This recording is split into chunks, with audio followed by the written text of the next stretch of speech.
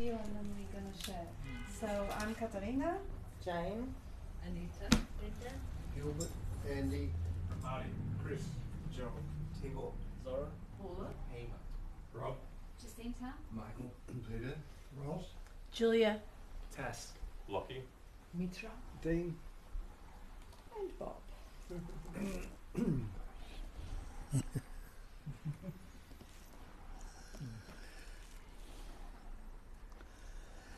Well, morning all. Morning. Great to see you all. See you. Not going to hear anything new here. I've heard it all before. And we keep pointing it. So people, if we're really interested, will recognise what's being said. Take it into the heart and it'll change. And I'm not telling you lies because there's a few in here who have done that. I'll tell you the same thing. So we go over the same thing all over and over again. So to where you might hear something that rings a bell, what we call rings a bell, or what you resonate with. And in that resonation, it awakens more and more in you that's been obscured over the years by the conceptual images. So I can't tell you anything, and I can't teach you anything. All I do is point toward and ask you to look to where I'm pointing to. Because when you really look into it, you'll understand that there is nobody who can teach you anything and nobody who can tell you anything. Why is that? Because what we point to and what you'll read in a lot of the ancient texts and scriptures, that there's only the one essence. It's absolute. What they call in Advaita, Satchitananda, Nama Rupa, the five factors. Sat is existence, Chit is consciousness, Ananda is loving to be, or they call it the bliss of being. People get the wrong take on that. They think they're going to be in some high ecstatic state that they're going to be in all the time. But it's just the pure resonating and recognising what I am. And that's the base of it all, the I amness. And I am not speaking to anybody. I'm not speaking to any mind. I'm speaking to that I am that I am. And that is the sense of presence. There's within each and every one of us that translates to the thought I am. Just to this, that's all I'm speaking to, nothing else. Now any idea of a person or a separate entity or an individual, we're not speaking to that at all. Though it seemingly appears, we seem to be the personal in here, but we'll tell you, and some of you already know, that the person is not reality. Person is just a label we put on. Where's that word person come from? Comes from the Latin language persona, the mask. Pointing, we've got a mask of concepts and ideas about it. Because it's not how it appears to be. Appearance is only seemingly so. The reality is that one essence, which I call, for want of a better term, intelligence energy. A lot of us call it the self, but a lot of us make the mistake there and believing in the personal self. But the self they talk about is the Atman, the one self, the only self that fashions, shapes and forms, appearing and expressing as everything. As everything, that's including each and everybody that's in this room or anywhere else, and everything else is out there. It's all appearing in that aware essence, the pure being, the pure knowingness. Existence, consciousness, bliss. We think we've got to become that. But is there anyone here who's not existing right now?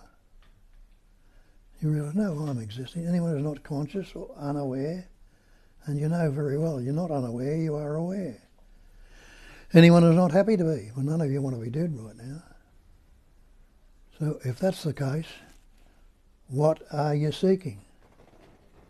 What are you looking for? Why don't you recognise and realise that you are already that? And that's the great mantra. I am that.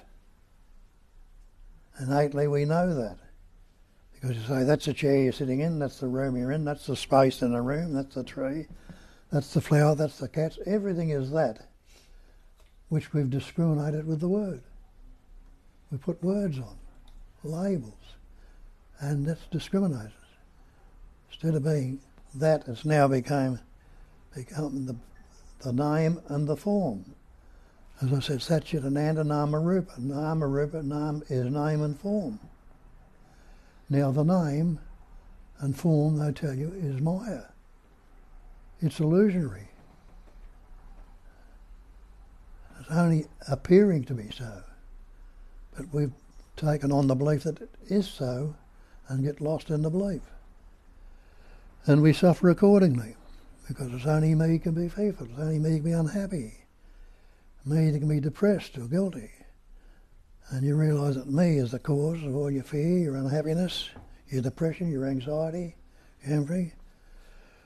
And the effects are the anger, the fear, the depression, the guilt. That's all the so-called karma is, cause and effect. What if I investigate and see that the cause, me, is a fiction? It's not true. And ask the simple question, can there be an effect if I'm not relating it to a cause? Well, you don't have to be a Rhodes Scholar to work that one out. If you're not relating to a cause, there can't be an effect. And that's what we need to recognise. That the causes we're putting up are fictitious concepts. And the effects come about, the sensations, again, are concepts, the feelings are all concepts. And the Buddhists will tell you, they call it the great perfection. And they give it in one sentence. The great perfection is non-conceptual awareness, awareness without any concepts. And the other great traditions too, that point out that it's the one essence patterning, shaping and forming, experiencing, expressing as that. So that's a thing that needs to be looked at. Instead of trying to become something that you already are, why not start from the fact that you are? Take that I am that as the sense of presence, the knowing that you are, is the reality. Not the body-mind, not the person. How did that idea of a person come about? Well, how many thoughts were you born with?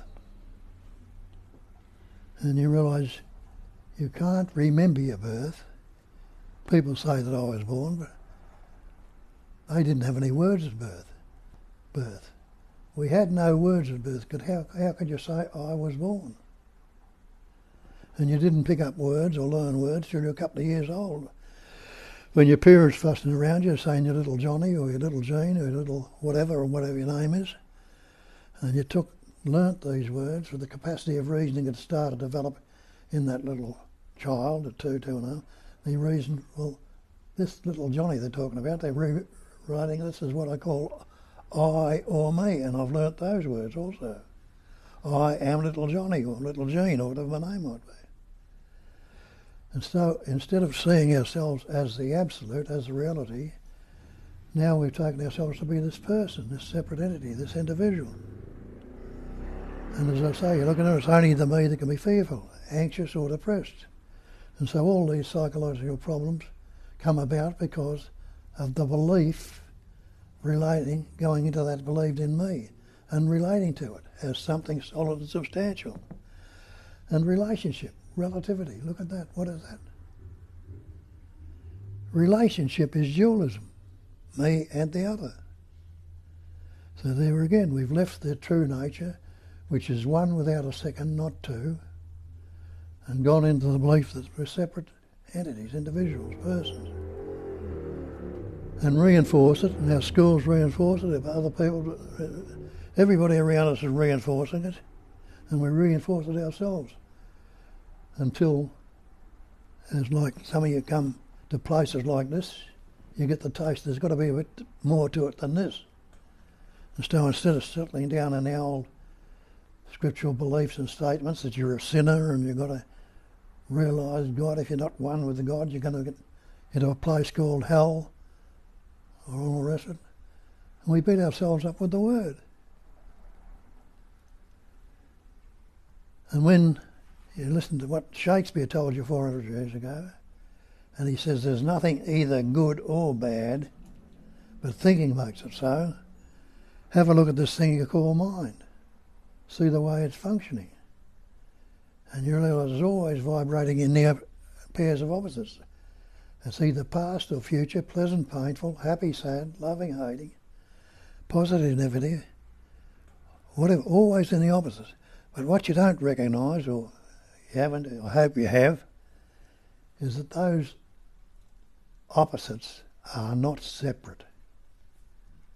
We believe there's good and bad and pleasant and painful. We take them to be opposites and get lost in the word.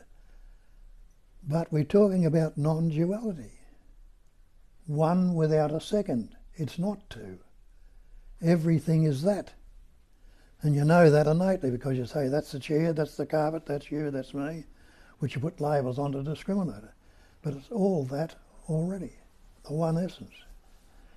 And there's no division or no separation at all. So if you recognise that, where would that leave you? As I pointed out, the Buddhists call it the great perfection, and in the Hindus and others call it the absolute. The Atman self is absolute. What can you add to absolute? Well, if it's absolute, you can't add anything at all to it. If you added anything to it, it wouldn't have been the absolute, would it? Nor can you take anything away from it. So take that on for a minute or two. Say, I am absolute. If you are absolute, who could be superior to you? Got this idea there's higher powers and all this and that. You realise that nothing could be superior to you if it's absolute. You are that. Who could be inferior to you? There would be nobody inferior to you if it's absolute. And what would you want from anybody else? If I'm absolute, what do I want? What do I need? You realise it will be taken care of by itself. So see all the problems in the recognition and living as that would take away from you. Where would it leave you? Present and aware with this, what's going on right in this moment. Instead of some conceptual image that I'm fearful or I'm anxious or I'm unhappy and I need to become something, if I do this practice, repeat this mantra, do this meditation, I will become. What is becoming? It's not being. Becoming implies a future time. And when we look at time and investigate time and ask yourself, what's wrong with right now if I don't think about it? And you realise without the thought you can't say it's good, you can't say it's bad, pleasant, painful, anything at all about it. So it's just as it is. And what is means it's unaltered, unmodified, uncorrected, not divided, not separate, just as it is. And it's free to move on. And it does. It's changing constantly. All this manifestation is what they call transient. It's changing right now. And when you look into it, you realise you haven't got the same body you walked into this room with. There are thousands of cells dying right at this moment and being replaced. What are you doing about that? If you think you're on the show. You realise you don't need to do anything because it's happening, and you look back on your life to what it was 6 months ago or a year ago or 12, 3 or 4 or 5 years ago, you'll see it's changed. But isn't it the same sense of presence, the same knowingness that was saying I am then, that's saying it right now? Because there's the belief there that you are this person for a change of.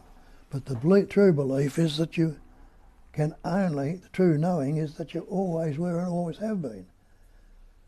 The belief is not the actual. Look in your dictionary and look up the definition of belief. It's an unquestioned acceptance of something in the absence of reason. Means we haven't reasoned it out. We've taken it for granted. So we haven't questioned it. People tell us that you're little Johnny. I am little Johnny. You go to school and you learn more words and somebody asks you who you are little Johnny or little Billy from there on. And that little Johnny can be fearful or anxious, or little Jean or whatever, you know, be unhappy, be depressed, guilty. All the psychological stuff's taken on board because it's related to the conceptual image. And all our problems are problems of relationship, relativity, dualism. That's what relationship is. And they point out and tell us that there's absolutely no duality, none whatsoever, in non-duality. And we were brought up to believe and have taken on the belief that there is such a thing. So that's what needs to happen. We need to investigate and look at our real nature and see if it's true or not. Am I this body? Well, are you? Have a look. Don't you say, my body? Don't you say, my house, my car, my coat? Are you the coat? No. Are you the car? No. Are you the house? No. Well, by the same token, you may not be the body either. And when you investigate, you'll see it's so. What's this body made up of? You realise it's made up of elements. Air, earth, fire, water, space. Just like the elements around you. Take the air out of your body. See how long it'd last. Take the body temperature. You'd soon get hypothermia and die at the body temperature. Take the fire. Try and cook with the word fire. Or heat yourself with the word. This word I or me, you see, it's a conceptual image made up of past events, experience and conditioning, not what is right now, but past events that you're relating it to. The past is dead. It's gone. You cannot live in the past. You never can, you never will. We can recall it. And you can't always recall all of it. When you can't recall it, it's gone for good. But parts of it you can recall. And when you're recalling them, what life have they got? Only what you're giving them right now while you're recalling them. If you can't tell me what you thought, what you did a minute ago now, unless you recall it. And you can only relive the image of recalling it out. The same with the future. You can't live a moment in the future. You'll say, but you can anticipate and imagine what you're going to do after this meeting's over or what you're going to do tomorrow. It's anticipation and imagination. It's concepts. It's not what is the actuality. So the presence is what is right now. What is right now? You're breathing, aren't you? Heart's beating. Hair and fingernails are growing. Food's being digested. Thoughts come up.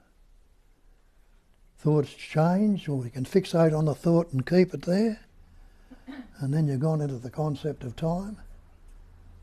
And in that idea of conceptualising from then on, taking time to re-real. But when you look at it closely, you haven't moved away from this presence awareness. You are not unaware right now. Isn't that a fact? You say, I am aware, but you can't tell me what awareness is. Can't give it any name, but you can't negate it either. You know, if that awareness wasn't there, you couldn't say or do anything. So it's a presence awareness. So when you investigate and see that you are not this body is a pattern that's constantly changing. Cells are being replaced constantly. It's transient, it's always an ever-changing, fresh and new. But it's expressing through this particular pattern. So the body-mind is the form that's made for that to express through. Just the same as the life will express through the tree as the sap and the life that's running through it, as the animals, the birds. All these pattern shapes and forms which the life is expressing, the beingness, are made by that life, formed by that life to express through. If you didn't have a body, what could you see? What could you do? Nothing. And if that life essence, that awareness wasn't the same thing. And Christ could tell you, I am the way, I am the truth, I am the life. People thought he's talking about himself, but he's talking about the way to get to it, the lead to it. Go to that sense of presence. Nisargadatta will tell you the same thing. He says, stay with the I amness. Not the thought I am, but that I am, that thought that expresses as that word I am, is the sense of presence, isn't it? Have a look and see for yourself. And know for a fact, if that sense of presence, if there was no being there, if there was no life there, could you say I am? So we go here and say, stay with the I am, and we think we've got to repeat it and stay it and remember it. You can repeat it forever. Not going to do anything for you, but recognise if that knowing that expresses as the thought wasn't there, that being knowing and loving to be, the life wasn't there, there'd be a corpse. I couldn't say a word, couldn't do a thing without the life. So like Christ, you can say, I am the way, I am the truth, I am the life. And there's nobody, as Nisargadatta says, who lives a life. He says there's only life, but there's nobody who lives a life. Life is all there is. No body. Not this person, not this body, not this mind. That is the vehicle through which it expresses. And it can't do anything as the vehicle. Like as they say in the Gita, the sword can't cut it. Of course the sword can't cut it. The fire can't burn it. Of course it can't. The water can't drown it. The wind can't dry it. And the body can't know it as the body. It's with that life essence in the body that recognises, recognises, and is living as it. They call it a cognising emptiness. We think we hear that term, that this emptiness suffused with intelligence is cognising.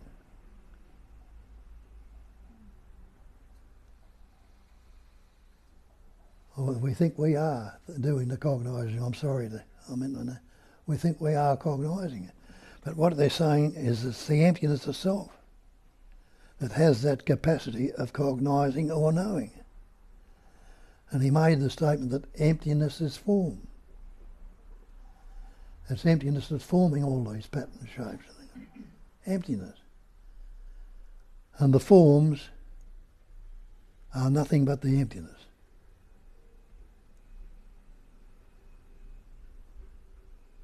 What's this room full of? Shapes and forms. Patterns, shapes and forms. Don't realise it's all empty. It's only appearing to be something solid, substantial. What do they call it? The changes that appear in the empty world. If there's something like that goes on. In the Hinsing Ming, I think, yeah.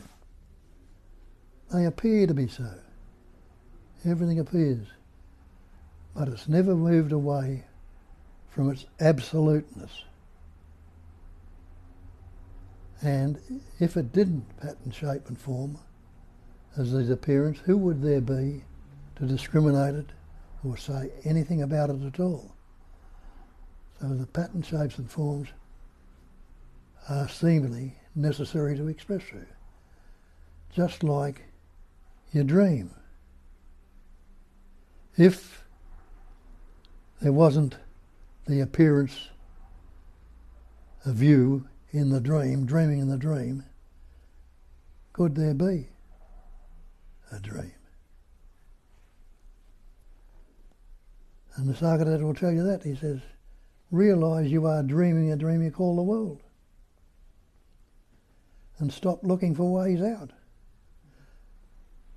We think we're in this dream, we've got to get out of it. He says the dream is not your concern. Don't be concerned about it. See it as what it is. He says your concern is you love one part of the dream and not the other. And isn't that so? We get taken with the dream, or if it's a nightmare, we don't want it, we want to get rid of it, or something else. Or we like this dream, we want to change it, alter it.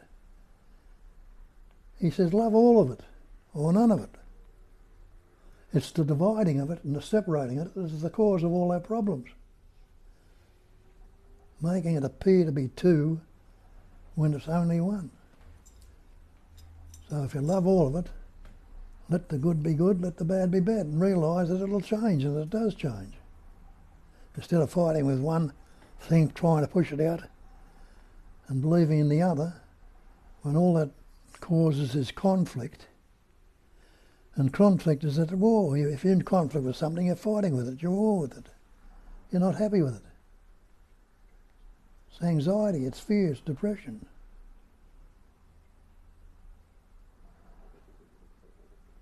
If you're loving it, or leaving it as it is, you're certainly not going to be in conflict with it. And all the chatter's going on. See how that settles. Well, try that for a while. Try leaving things as they are, unaltered, unmodified, uncorrected. See what resonates there then, when all the strife and argument is dropped, let go of.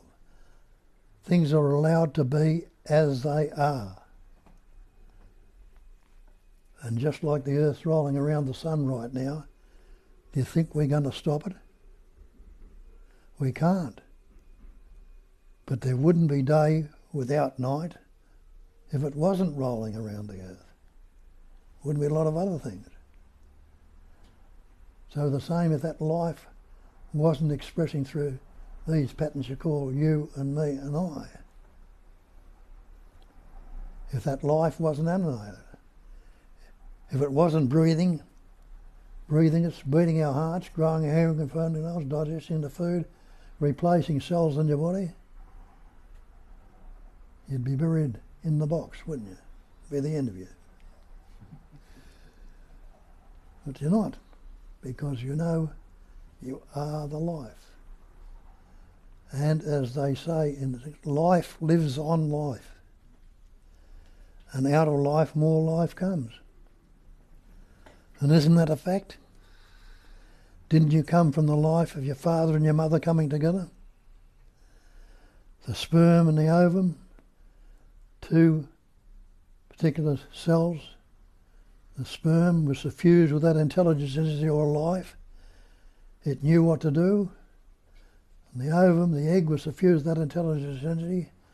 It attached itself to the wall of the uterus. It knew what to do. And when the sperm swam to the ovum, those two came together, and the late intelligence that was in them doubled that cell and doubled it again, formed the little embryo, the little fetus, which is what you are today. Amazing, isn't it? From prior to that even, what were you? The essence of the food eaten by you. And look at that. You came from your parents. Where did your parents come from? The life of their parents. And where do they come from? The life of their parents. So when they say life lives on life, and out of life life comes, it's pointing to the truth.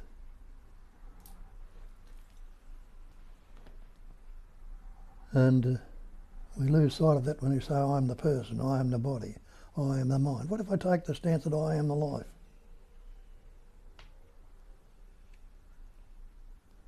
Be one with that livingness, that beingness. Instead of wasing or will be.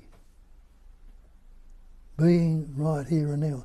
And being is not wasing and not will be. It is something that's going on right in this moment. You are being, not the being or will be.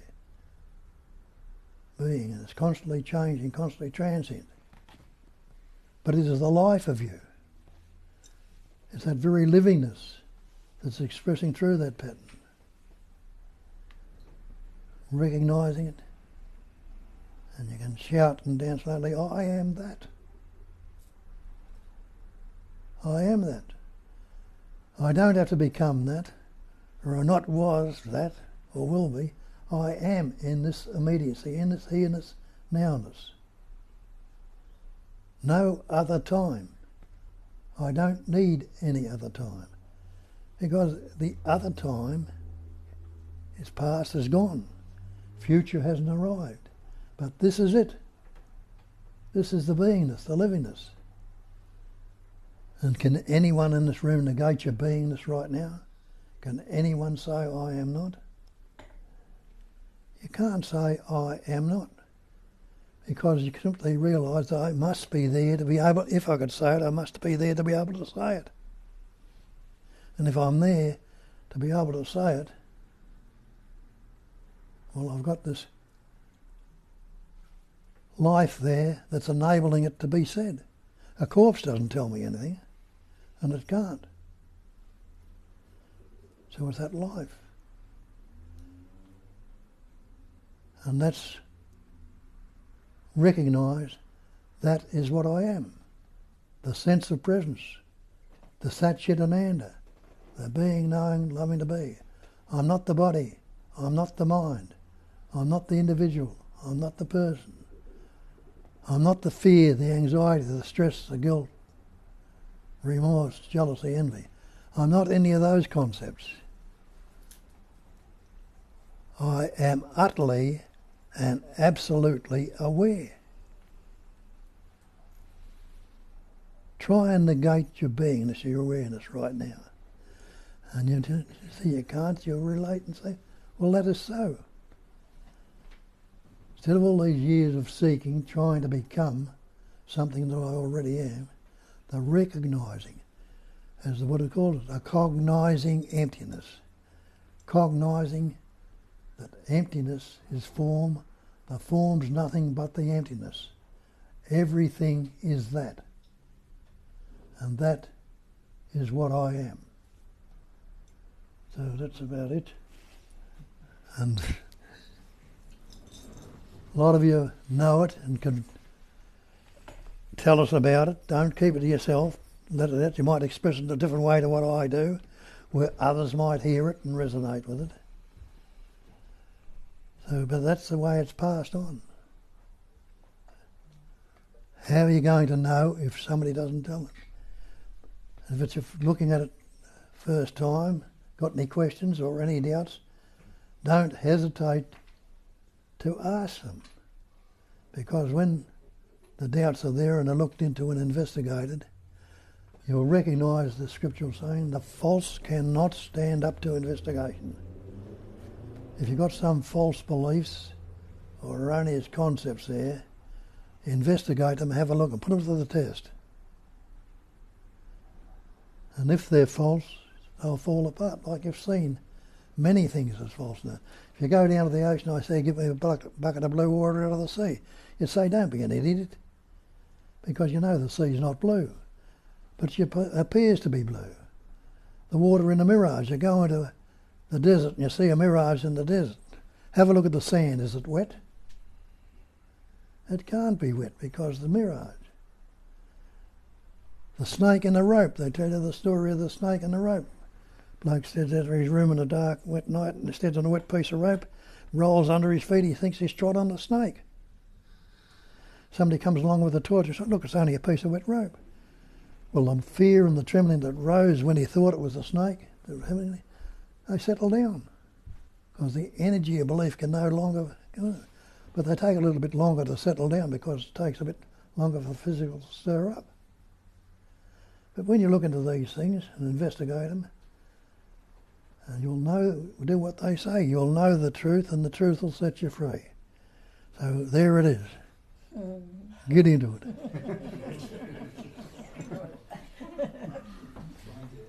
That's that. Get out of it. Try and get out of it. There's no I to get out of it.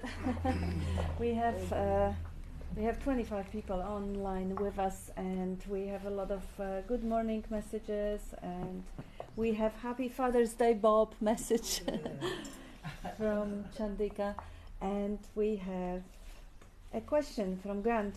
Is I am the sense of life, the sense of being alive? It's how it expresses as the sense of presence. So somebody that you are, that there's a sense of presence there that expresses as the thought. Yes. The thought is not it, but that's how it expresses through the word.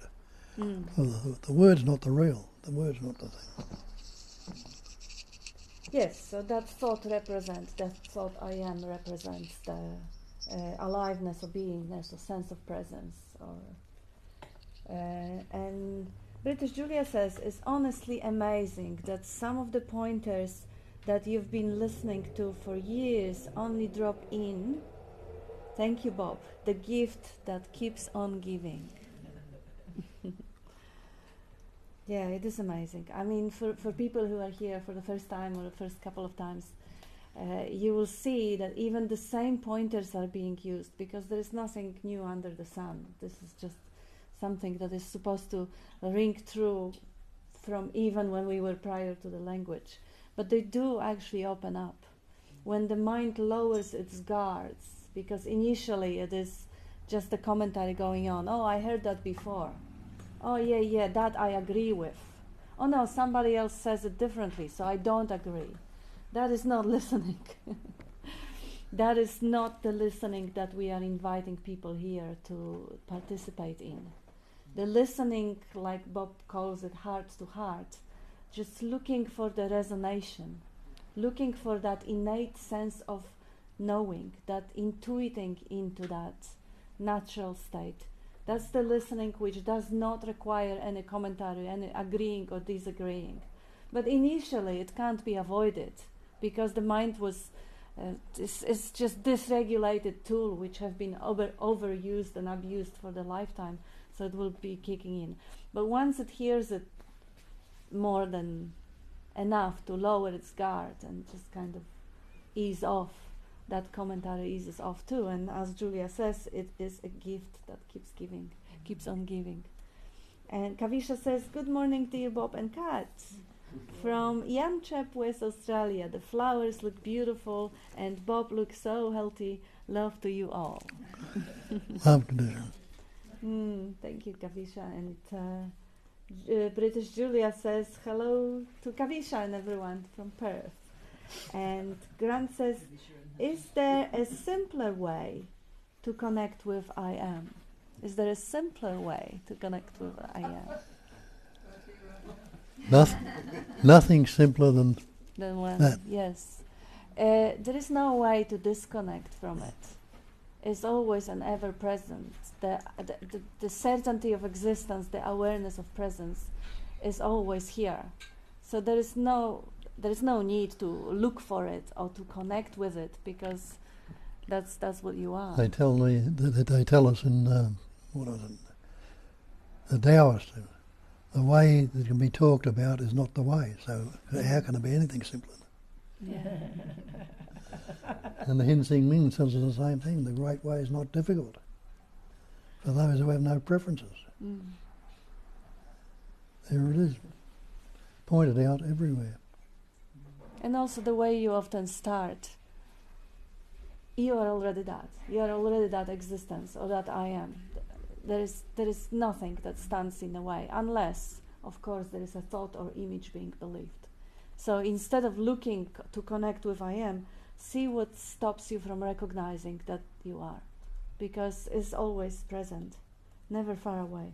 And Kavisha says, is the listening more a feeling it as you speak? So a deeper body listening.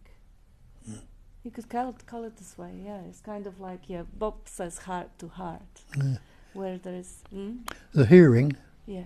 a resonation with a recognizing. Yeah. Mm. Yeah, it's finding that vibe, because this is I think it was it Marty who reminded us that 8% of communication is words and the rest is energetic. So it is really just tuning into that frequency of certainty of being, which everybody actually has. Nobody can deny that they know that they are, and nobody can deny that this is a knowing and not a believing. Because if you try to disbelieve it, you can't. If you try to believe that you don't exist, it's not really... it's not experienceable. You are, even to try to believe that you're not, you have to be first. So it is a certainty. It's just much, much simpler than any pointer, than any way of expressing it. It's undeniable. It's just that something might stand in the way, and it's usually a distraction. It's usually a imagination, as Bob says. Nothing can trouble you except your imagination. Mind tries to grab you. Yeah, the grabbing, the grasping, the trying to understand, the subtle assumption that it is not, no, I'm not this, I'm not here yet, I have to become later, in the future. This is all mind shit. This is all just imagination, a concept. When those concepts are energized with attention, of course they seem real. But they are not, because the moment the energy is withdrawn, is relaxed out of those ideas, there's nothing wrong. Everyone is absolutely certain of existence right now. So what's obscuring it? What is it? Is there anything, unless there is a thought? Nothing wrong unless you think about it. And that's it for the online comments.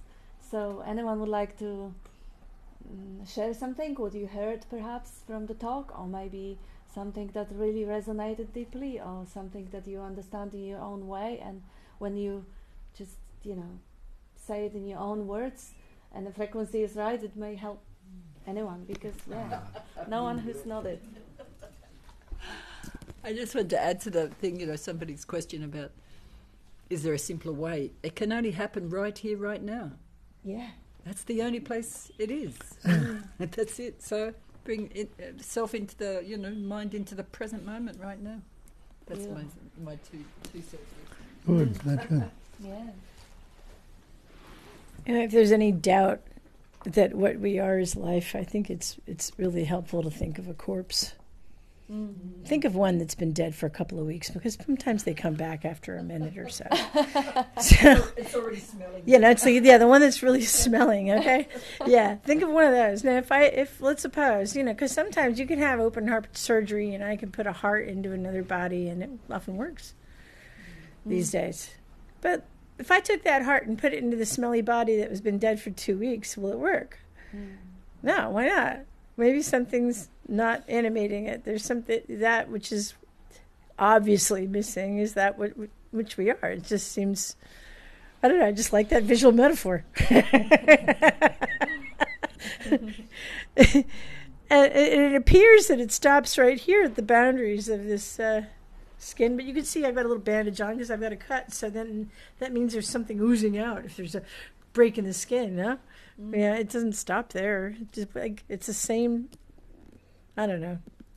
I just think that sometimes when we're getting upset, like my doggy died a couple of weeks ago, and the same, it's nice to, like, whenever I would catch myself going into a moment of missing or whatever, just the same thing that I was in love with is what I am. It's what there's only that. So, I'm just grateful. I love you. I love you too.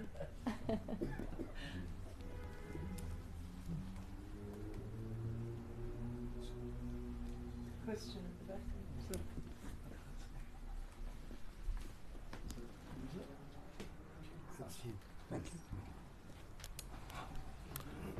Thanks, Bo.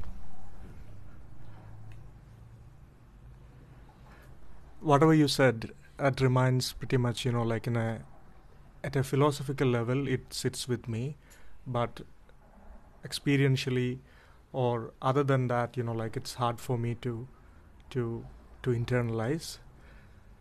So what I want to ask you is, I'm coming from India, and we have, I'm in some way exposed to different systems and in technologies, if I put it that way.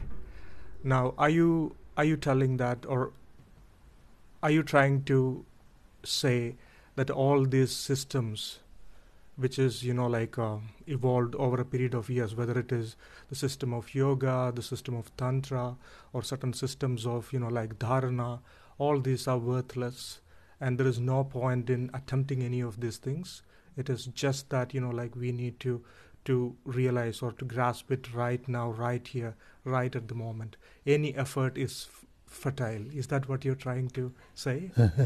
When you investigate and start looking and see that the effort maker is a fiction, then who's to make the effort then? But in the meantime, until you do that, you believe, it's only you that believed in you that can turn around and have a look. So but what moves you to look in the first place? If that life essence wasn't expressing through that, it wouldn't happen at all. But it's life. Life will take you where it takes you.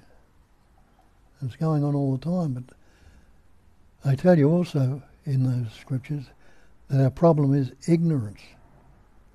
And we think, I'm dull or stupid, but it just means that we turn our back on what is right before our very eyes. That they're all saying that you are that is all there is. We're not taking any notice.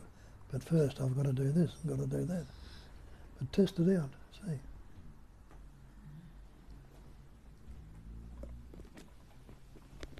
Yeah, you can divide things up in all sorts of ways. But this progressive path, which, yoga, religion, in Christianity, if you're good, you'll go to heaven. It's all about the future. And it's all about somebody who has to do something. And this message, you could say, is not really popular with those who have bought into this progressive path.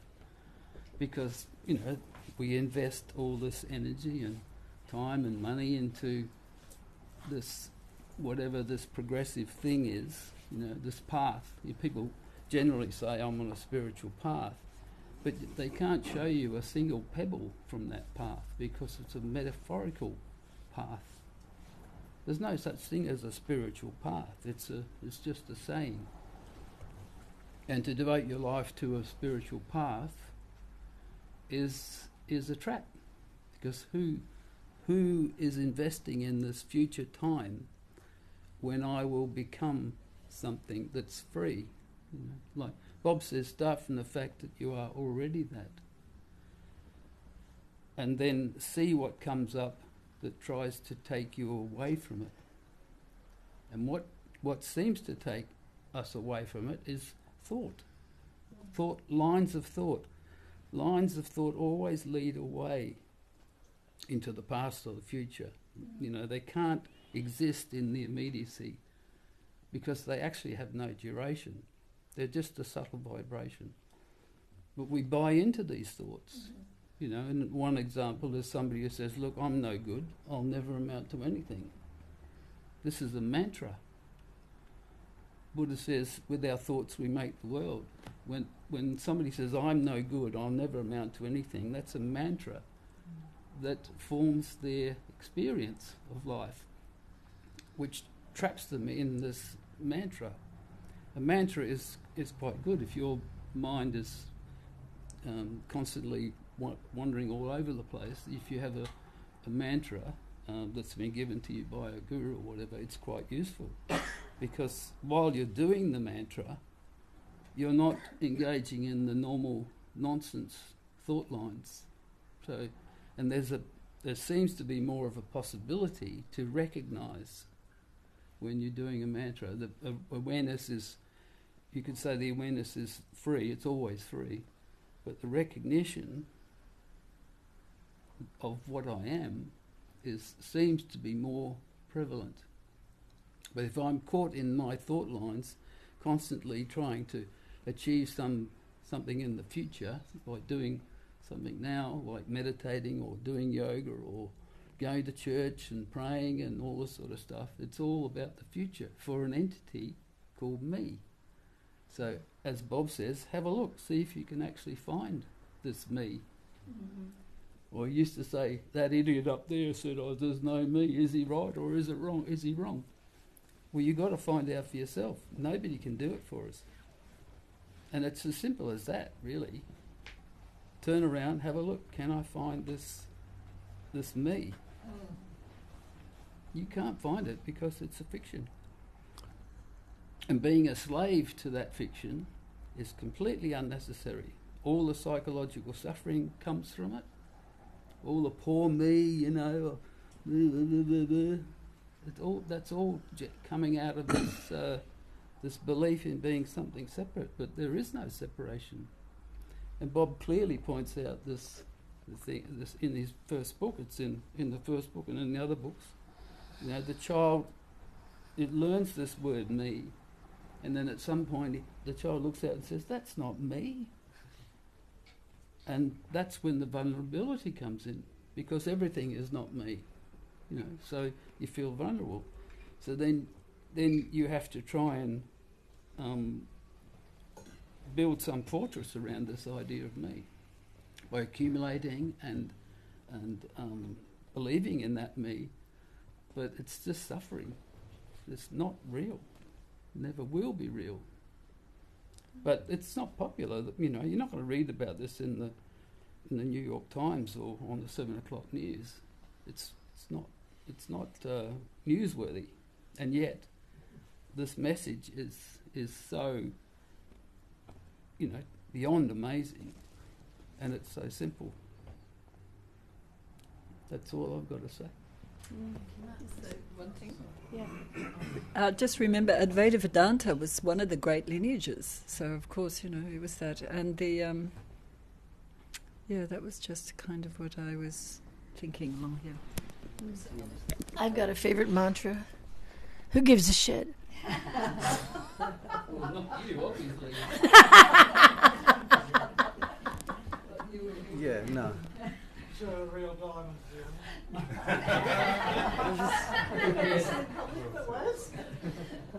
Okay, Mitra has a question. Yeah, because that was also been my question as well. Like, but from what you guys shared, I don't know, I just want to check my understanding. So effort, it's not like I actually just sit and watch TV and drink beer and have that intention of being awakened. It's going to take me there. So I guess from what I understood is like those effort, like say meditation, for example, a little bit of meditation every day or whatever way, or yoga, might help me to just be like my mind settles so I can see the reality. But so I need that because my mind is everywhere. Like I'm very I've got a very scattered mind. So I need that effort to just, but not. I shouldn't make that effort with the intention of that if I just do meditation every day, I'm going to wake up one day. It's not the right approach, right? Because that's projecting in future. So it's never going to happen. Yeah. So it's always just create that availability, openness, or settling so I can see the reality. Is my understanding correct? Is that what you're saying? You need to look for yourself and see for yourself. Look, nobody's going to tell you so. As I say, you talk about the different scriptures and that, but what does it say in Hinduism? Thou art that. That is all there is. Tatvamasiism. I am that. Telling you that immediately. It's like the bloke that went to the guru and he teach me truth. And he says, thou art that. Oh, he says, I've heard that many times. You know, that's no good. Well, he says, that's all I've got. He says, there's another teacher down the road, go and see him. So he went to this other teacher, and the teacher said, other teacher, where you been? He says, I've been to the fellow up the road. And he knew that the other fellow was right. So he said, I'll teach you truth all right, but you have to serve me for 12 years. He goes and sees the ashram manager and says, oh, what'll I do? Well, he says, all I've got left is picking up the cow shit. So he says, all right, that's your job for 12 years. And the fellow diligently picked up the cow shit every day and practiced it and went on it and doing it. End of 12 years, he says, Master, I've served you faithfully, now teach me truth. He said, thou art that. And this time he heard it. Yeah. So it takes you where it takes you, and sometimes, you know, the idea that I have to still my mind to see beyond it still contains the I that has to still the mind, that has to see beyond it. There is no one who is going to awaken. Awakening is from the illusion of self. And the one that awakens is not really a person. It is just the realization that there is a mirage here, that there is an illusion.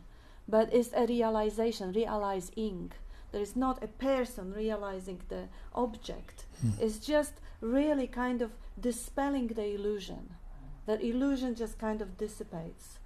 So those schools and traditions that form, yes, the Vedanta traditions, the yoga schools, the Christianity, all those institutions that form, if we look from the human perspective, oh, this is to reinforce the me, we are delusional. There is no human perspective. So the only way to look at those beautiful, beautiful gatherings of people who are joined by the devotion or longing for the truth is looking from the perspective of life itself. So the life finds the way to create an idea that joins the big group and then creates the nations, or creates the feminism, or creates Vedanta, or creates any other huge movement where mind is utilized and thoughts and ideas and philosophical concepts are utilized for those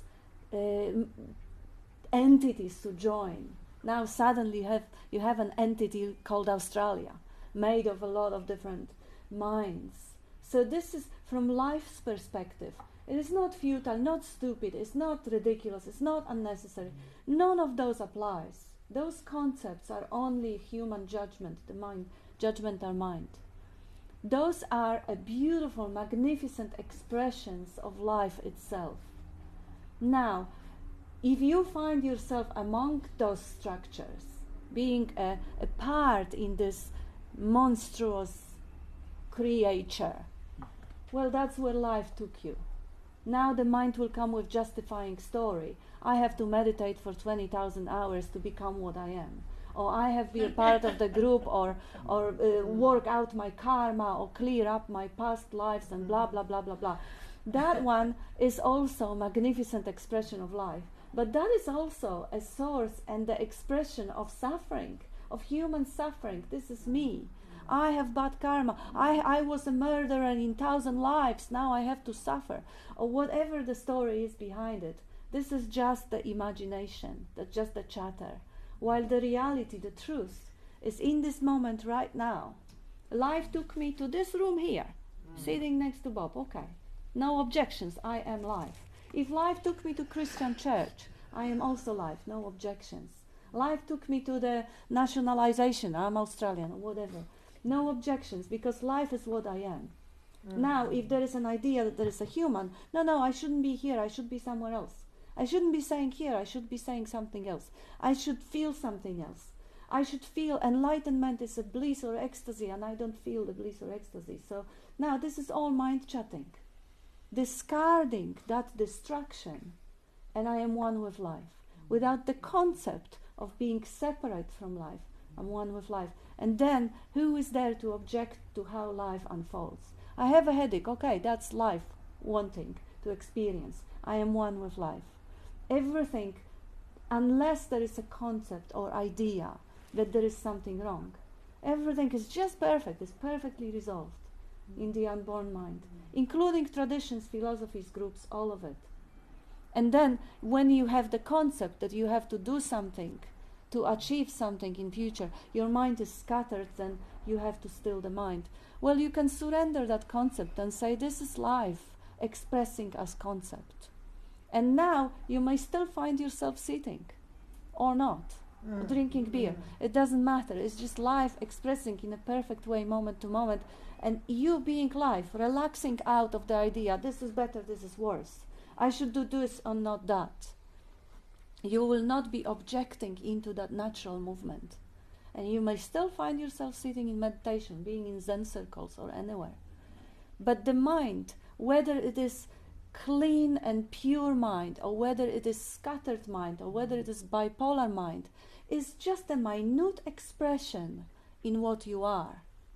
So whatever the mind is, it is just a little cloud on the vastness of the sky, and you are the sky. So what does it matter what is the mind? If you actually relax out, you not fuel the scattered mind, you are the life holding space for that mind. And then you find yourself sitting, cool, or lying down or walking, fine. Drinking beer and watching TV, fine. Yeah, Bob, you wanted to comment? Yeah. Well, they say, it's my body, my mind.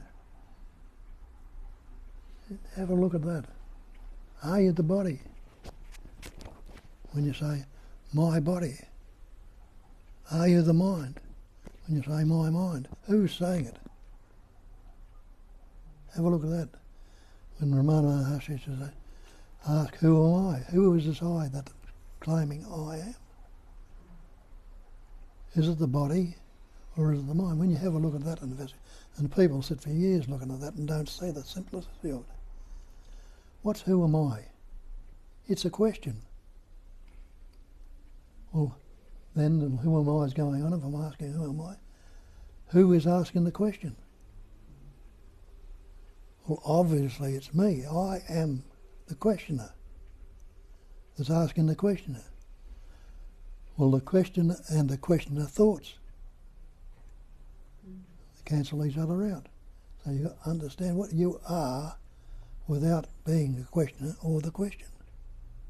You purely and simply are. Negate your beingness. Try and tell me you're not. But you say, I am the body, show me this person. I am the mind. Show me your mind.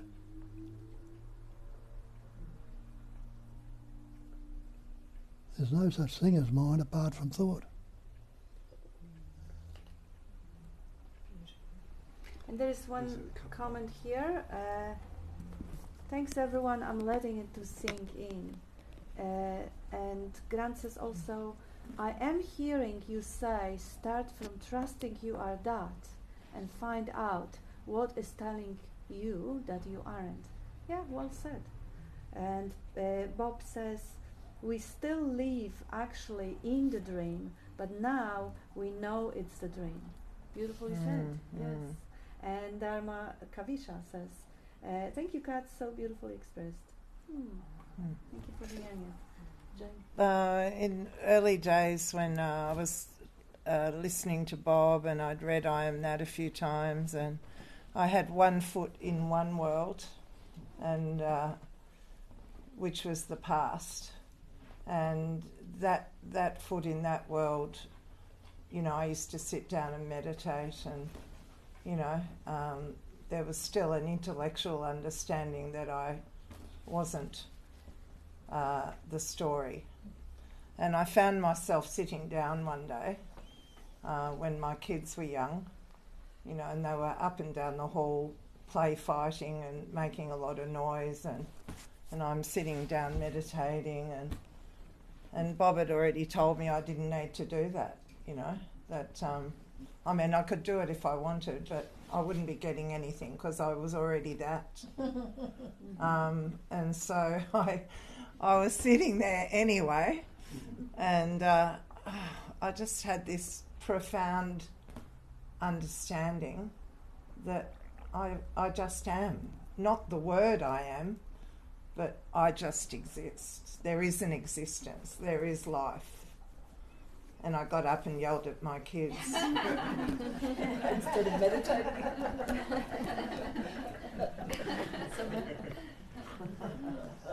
Where's it going? Up there? Do you want to say something? I thought it was somebody else. No? Okay. Just one with that. Hello, Kadisha. Hear that, Kadisha? Yes, we heard that. I'd just like to say about practices and all that sort of thing, because I've been engaged in practices for a long time, you know, as a yoga teacher, and I still teach Qigong and all that sort of thing, but the problem can be if you're attached to these things, you know, if you have this notion there's an entity in any way aspirational to get something from these towards an enlightenment or whatever, because it only takes you away from presence, and that's the key thing. So you can enjoy practices, you know, and I still do practices every day, as like going for a walk or you know, eating a nice meal or... we do Qigong with Andy. Yeah, that's lovely. And I don't care who turns up, you know, if nobody turns up or whatever in a class, but I love it if somebody does turn up, you know, it's nice to share those things. So if attachment is all about the fictional entity, right? So attachment to body, attachment to mind, but you can enjoy experience of body, and you can enjoy a conversation, you know, which is words and mind. But if you're attached to them, problem. So if you being in the nothingness as presence awareness, loving awareness, then it is incredibly simple and beautiful. Yeah, so simple. Keep that mic, Andy, because we have questions. Kavisha also say, hey, Andy, and everyone, and she misses you. And Grant says, what is it like to live without aspiration? Well, you can only do it right now. Yeah. Only. And as soon as you go into something aspirational, you know, I mean, I would like to buy a van, right? But I don't really care. You know, it's not about, I don't want enlightenment. Who cares? You know, it's about being here. That's the important thing is that presence awareness. If you like, that's the only spiritual practice, but it's not a practice. It's the only thing that matters. Bob wants to say something. Well, what Andy says, pointing out, is that's the attachment of things. And what's the first thing they tell you in the scripture? Detach. Detach. If you're attached to things, you're in trouble. Say something. That's it. Source of suffering. Peter? Yeah. Just thinking that if you do have an aspirational point of view about doing yoga or something, you go to the end of it. Just simply go to the end of that aspiration in every respect. You know, if you want healing, go to what is the end of healing? What's the end of yoga? What's the end of all of these paths? Is the dissolution of a self that thinks that it's not there yet, isn't it? Wouldn't that be true? So, yeah. and that's the dissolution of the mind. So why don't we go there now, rather than waiting around? We are there, in fact, now. There's no one to go there, Dad. Yeah, well, consciousness is all there is, full stop. Consciousness is all there is. Is there someone who's unconscious? Anyone unconscious? Consciousness is all there is, full stop. Full stop. And consciousness can only ever be here right now. That's the only place that it can be found. It's not in the mind. There's no It's not in the for consciousness. well. There's no time. That's right. It's timeless. That's right. So there's anything that is rooted in time is of the mind. Yeah. You can't find the mind.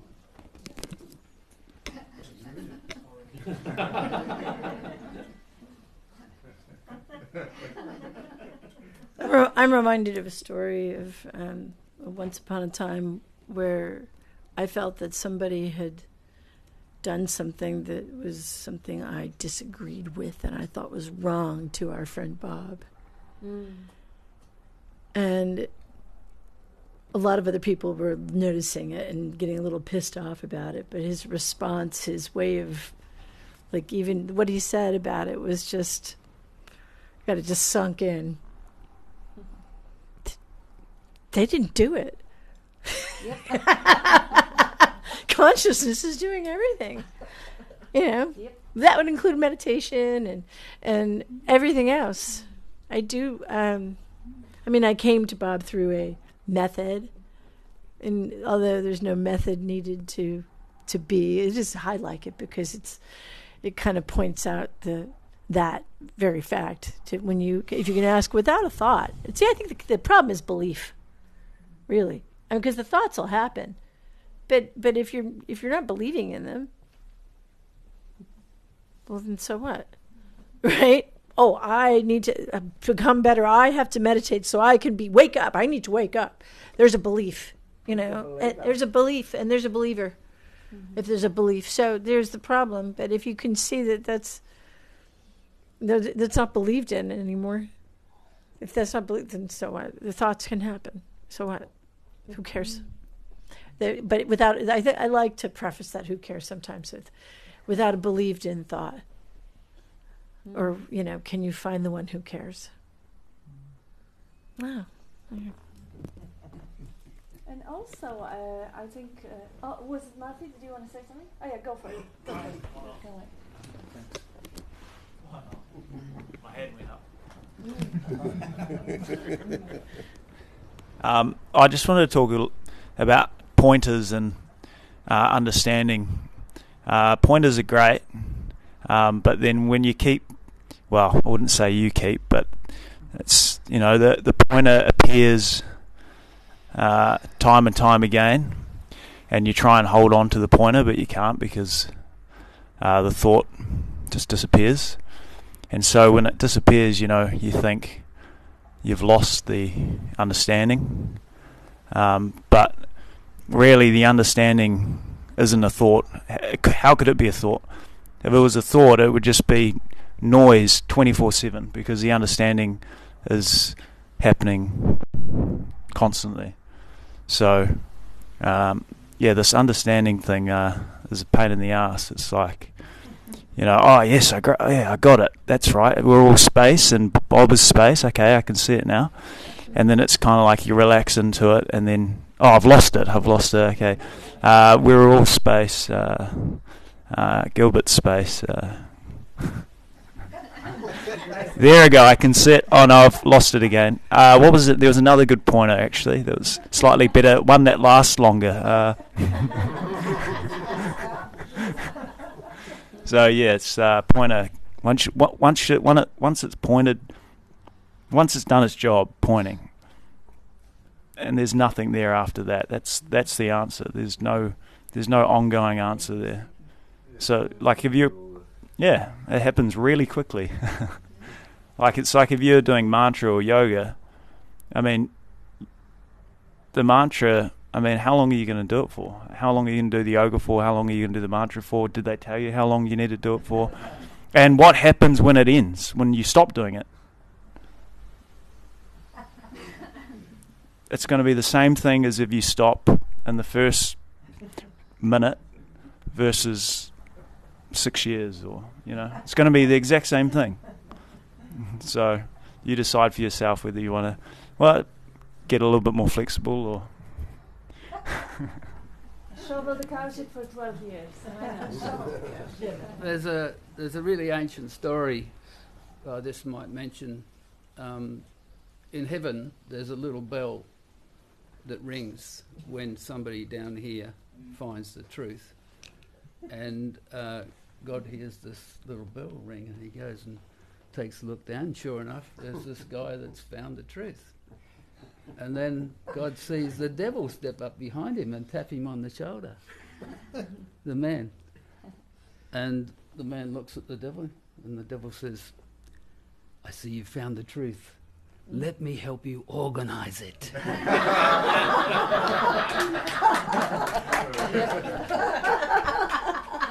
love it. Write a book. Write a book, create a sangha, create a system, create a religion. And that devil is life itself too. Hold the meeting next Sunday. That devil is life itself. But I did actually, hilarious, Kavisha says, Gilbert, the devil story. And she says to Andy, that was a nice reply, Andy. And Grant says, my mind is blown with all your pointers. Thank you all. And for Bob and Kat, your books, these talks, I can't thank you enough. Thank you, Grant. That's beautiful. I also wanted to highlight that little conversation what Marty highlighted already, but it was really sweet. When you can hear Anita saying with great certainty, like really greatly delivered pointer of, it's just here and now, you know, that's it. That's it. It's beautiful frequency to it, and that's the pointer to resonate with. And then Gilbert next thing, he just swap it, because yes, the pointers are ultimately only the, you know, thorn that you throw away later. And then you came up with another one, and he swapped it. And that is actually a beautiful teamwork, because knowing you are, Anita, expressing your own certainty in being, you're not going to get offended by it, of course, because there is no one there who could get offended. And at the same time, it's yes, you said, well, that's just in the mind. Gilbert says there is no mind. Yeah, mind is a good pointer, but it's also a good pointer that there is no mind. The contradiction, the semi-contradiction there, is that any pointer has its uses, and after it has been used, there is no point to hang on to a pointer, what Marty beautifully highlighted. And this is, I would like to come back, Joe, what you were saying about all those philosophies, that you are obviously a smart guy, you understand it in all, intellectually, the pointers, so on and so forth, but how do you embrace it and live through it? And this is the secret. You understand it directly, experientially, right now, and the intellectually you don't. It seems opposite. Oh, no, I can follow intellect, I can follow the logic, that I get it. No, intellect can't get it. Intellect is only the idea that was something to be got and I got it. This is all rubbish. But like directly, experiencing it directly, the mind will tell you, I intellectually understand it, but directly I don't. It's quite the opposite. You know from direct experience that you exist. And intellectually you are telling yourself that, no, this is not it, there must be something else. There is something bigger or better to be understood, or to live, or to experience.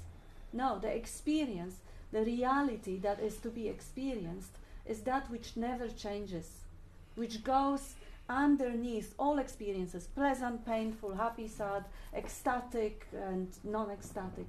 There is that presence or that awareness which is experienced right here, right now, beyond the thinking, is undeniable. When the thinking stops, that existence is still there. It is completely, fully experienced. Everything else is just a description. We all run descriptions. Everyone describes in words. And words are basically just kind of corrupting it. Like Bob was quoting Hinsing Min, the more you talk and think about it, the further away you stride from the truth. And the truth is direct experience. You exist. You are existing right now. And now the intellect says, no, but I only get it intellectual.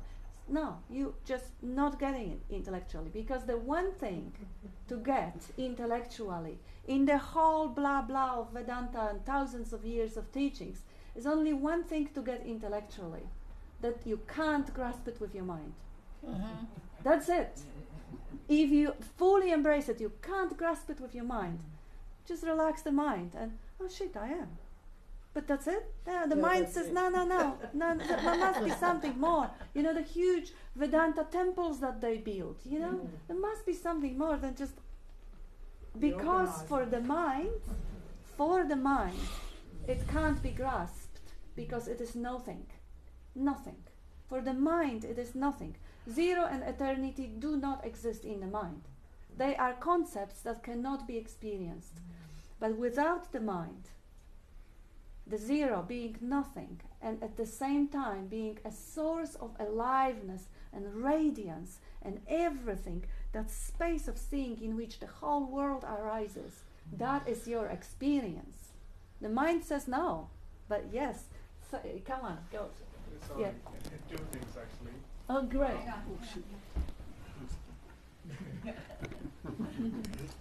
The first thing is, I heard, beautiful expressions from all of you, but that's not in my experience. Actually, at the moment, right now, right here, when I look into myself, whatever you said or you expressed, that's not in my experience. How do you know that? That- Do you know that? Because, see, I think I've used that example with a friend I was talking one-on-one. Let's say you have guava and I have guava, and you bite your guava and I bite mine. All guavas I ever had before were sour, so this one appears really sweet. But this is the same. Oh, well, let's say we have one and we slice it half, and it appears really sweet because I only had sour guavas and I eat it. Oh my goodness, it's sweet. And you said, no, I disagree with you. This is different. I only had sweet guavas, and this is bitter, it's sour, it's horrible. It's the same fruit. But you disagree with me because my description of the experience doesn't, you create the image of what my description means, and you compare that image of my description means with your experience, and they don't match. So now, every one of us describe the experience, but you don't know that experience. You only know what you imagine it means for you in your body. Like that, sweet guava for me because I had sour, you have the same fruit. But in your experience, that same fruit tastes differently because of your past experiences.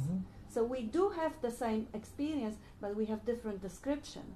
So the truth is, you can never ever know, ever, if whoever one is saying here, if it is different or it is the same, what you were experiencing. You think it is different. And I remember, Mitra, you had that question some time ago as well, that, oh yeah, you all describing, yes, that this is, I see you are having, and this is beautiful, and thank you for your courage, and thank you for bringing it up, and Mitra as well, for really they are vital questions which thousands of people have, and not everyone has guts to actually speak them up. The saying that, okay, I hear, Julia is expressing that, oh, who cares? I can't relate to that. There is someone who does care. I can't relate to this experience. Or Anita is saying, oh, there is only here and now. I can't relate to that either. But you can't relate it in the mind, in the story. But in direct experience, there is nothing to relate to. So the direct experience that we all share is the certainty of existence. And this is non-duality. Everyone knows they exist. Everyone knows I am. Now what we use the pointers to describe it, there will be 1,000 ways of describing it, but we are describing what is prior to senses. The same thing that doesn't have any pre-sensory, doesn't have any temperature. So you can't say that, oh yeah, what I'm saying is warmer and what you're feeling is cooler. You can't even say that. Or is more confined or expanded or colorful. Nothing. What we are describing, the presence, the aliveness, doesn't have qualities. So it can't be different experience. Your experience of presence is the same as Bob's experience of presence. I think, like I'm at a loss, like I'm not quite, I'm not quite there, if I put it very frankly. It's the there you're looking for. How do you know that? Can I maybe reword, because it's exactly my question also. Sorry. Maybe what we after, which there is an understanding, like as you say right now, I feel my existence. Yeah. That's right. I exist, that's for sure. Yes. But I have there is a realization of it, and there is an understanding of it. And they're two different levels. I think we are probably in understanding level. Like, yes, I feel I exist, for sure. But I don't have your clarity. I don't have your peace. I don't have I still have a lot of fear. You know? You have it. If you're not thinking, you have it. That's right. Yes. But it's not realized. And when it's realized, it feels different. And the reason I say that, because I have experienced that temporarily. You know? Everybody has. Yeah, I didn't understand who I am, but I have, grace came and it was all you say, you know.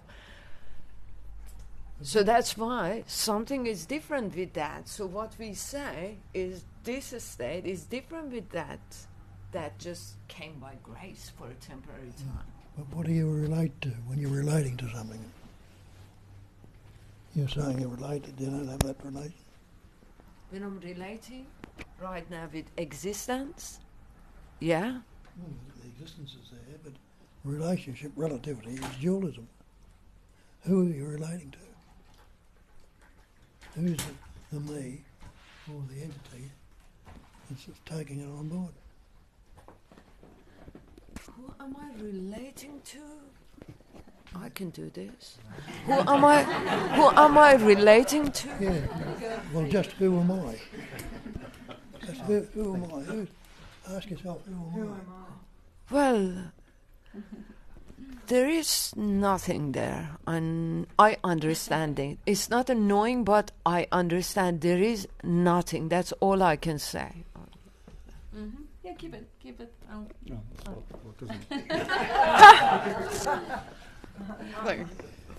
Why bother relating if there's nothing there?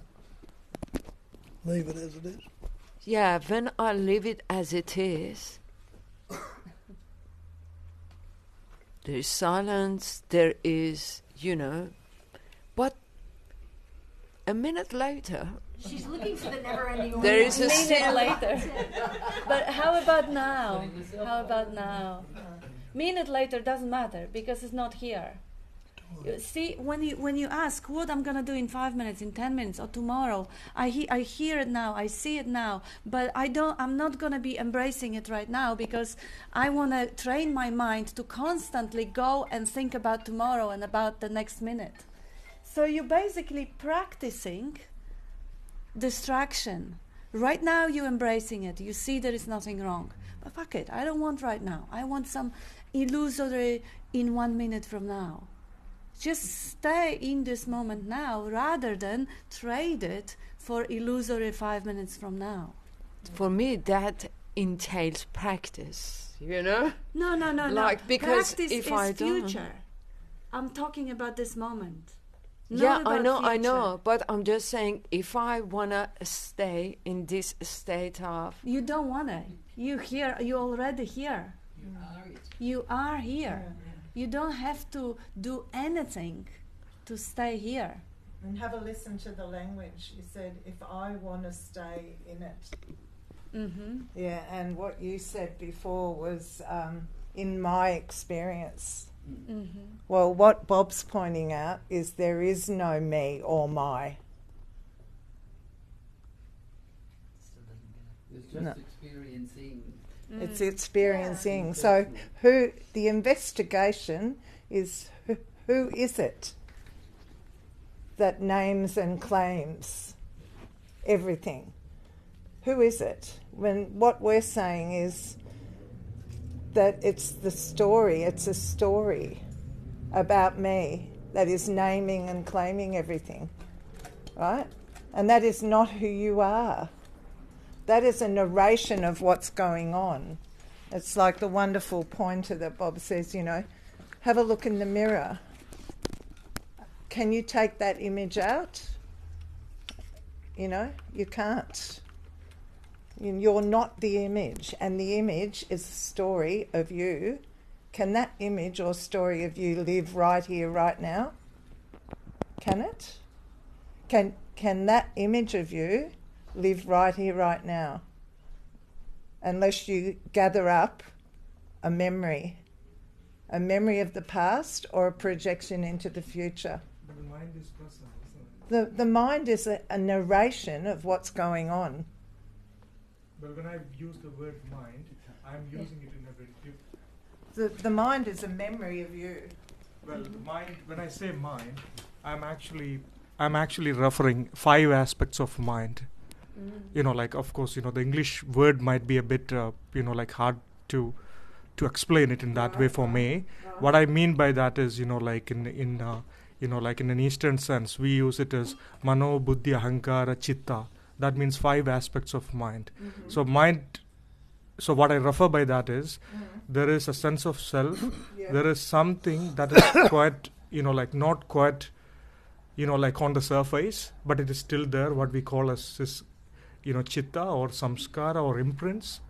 So when I look at myself, what I see is that although on the periphery, on the surface, I might take myself or whatever I am at the moment, I am aware of a certain possibility that there are so many other things, or, you know, like present in me. So that means even I'm sitting here, I am present here, but it's lot many things going on at the same time within me. And that's what I refer as mind. So now the question is, you know, like with that, am I able to, I can have, you know, like a few moments of, you know, like sort of a feeling that, you know, like I'm here, but it's just very momentary, very, very momentary. So with that kind of a mind, with that kind of a being I call myself, I'm completely bound by time. And whenever you guys talk about it, I can see that, you know, there are a lot of, that's why I call it as beautiful expression. I feel that I'm bound by time. I feel that, you know, like, and the me I'm referring is the me with the mind present who is sitting here. There's an awareness of that. What are you without a single thought? I've never had that experience. No, but have a look. Have a look. You do, yeah. Nothing. What time is what?